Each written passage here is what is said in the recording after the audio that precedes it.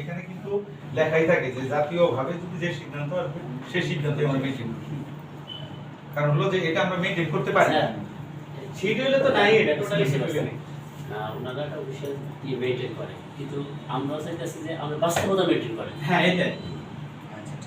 বাস্তবতা মেনটেন করা মানে বাস্তবতা দিতে আছে। আচ্ছা আপনাদের বাস্তবতাটা একটু শুনি। না না আমি বলছি অবশ্যই জানাইতেছে এটা দিয়ে অফিস জানছে বন্ধ জানছে যে এখানে কোনো প্রসিডিং নাই, কিন্তু আমরা তো পাইতে আমি কথা শেষ করি। এই যে এই কাগজে ওটা রসিদ করা দিতেছে আমারে। না না আমি কথা শেষ করি। তাহলে এই কাগজটার কাজটা কি? এই কাগজটা হলো এটা তো আপনারা সরকার জাস্ট একটা প্ল্যান। এটা তাদের জন্য একটা গোল মেডেল পাওয়ার জন্য তাদের একটা এই কাগজটা আপনারা কি সাবমিট মানে এই কাগজটা কি আপনাদের দ্বারাই বের হইছে? আমরাই দিছি। এই কাগজটা আপনারা কোথায় দিতে দেওয়ার জন্য দিছেন? আমরা দিতেছি হলো সুপারিং ইঞ্জিনিয়ার অফিসে, সুপারিং ইঞ্জিনিয়ার দিতেছি ইঞ্জিনিয়ার অফিসে। আচ্ছা তারা দিতেছে যে এই লোডশেডিংটা হচ্ছে, এই লোডশেডিং হচ্ছে না, এই লোডশেডিংটা হবে আসে। লোডশেডিং কিন্তু হিসাব আছে, কারণ হলো যে আমাদের যে পার্সেন্টেজ আছে, এই যে পার্সেন্টেজে যে এখানে লেখা আছে যে কখন দিয়ে কখন, ওই পার্সেন্টেজ অনুযায়ী আমরা যেভাবে পাবো এক সময় যেটা আসে, এই যে এখন যেমন 9 দিছে, 9 আমি প্রপার চালু করে সেরে আর হয়তো দুইটা লাইন চালু রাখতে পারছি সর্বোচ্চ। না আমরা যেটা বলতেছি এটা হলো 1 থেকে 15 তারিখ পর্যন্ত একটা লোডশেডিং শীট। হ্যাঁ আবার 16 তারিখ থেকে আবার 33 তারিখ পর্যন্ত আমরা মাসে দুইটা শীট হয়। মাসে দুইটা শীটে 1 তারিখ থেকে 15 তারিখ পর্যন্ত আপনারা যে লোডশেডিং এর যে শিডিউল আছে, এই শিডিউলটার বাইরে যায় তো আপনারা লোডশেডিং দিবেন।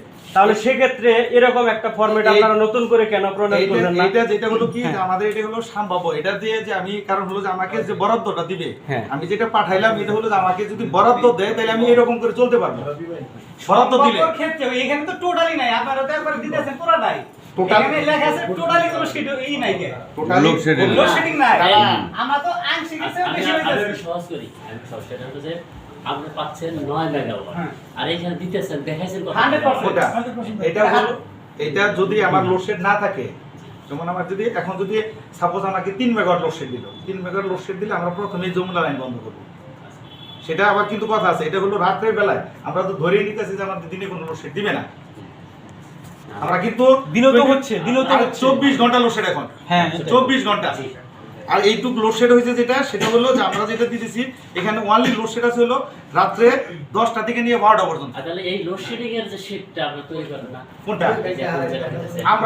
আমরা তো লোডশেডের শীট কিভাবে তৈরি করব? আমরা পাই যেটা সেটা ভাগ করে দিতেছি। আমরা তো লোডশেড কোনটা কি করব তাও করতে পারতেছি না। আচ্ছা গত 24 ঘন্টায় আপনি কয়বার লোডশেডিং দিবেন সেই তালিকা আছে আপনার কাছে? না আমাদের দেখা এই করা ভাই লাইন আমরা যেটা পাইছি মনে হয় এটা তাহলে পাইতেছে এর সাথে আমরা বিভ্রান্তিতে পড়ছি না। এইটা তো বেসিক্যালি এটা হলো যে এটা তো আমরা মেইনটেইন করতে পারি না।